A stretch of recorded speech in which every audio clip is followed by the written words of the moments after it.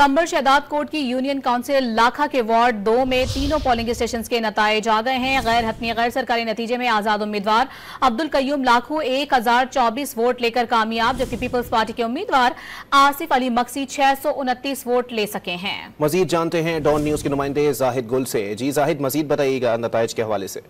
आपको बताएं कि कंबर शहदाद कोट की यूनियन काउंसिल लाखा के वार्ड 2 में तीनों पोलिंग स्टेशन के गैर हतमी गैर सरकारी नताइज सामने आ गए हैं।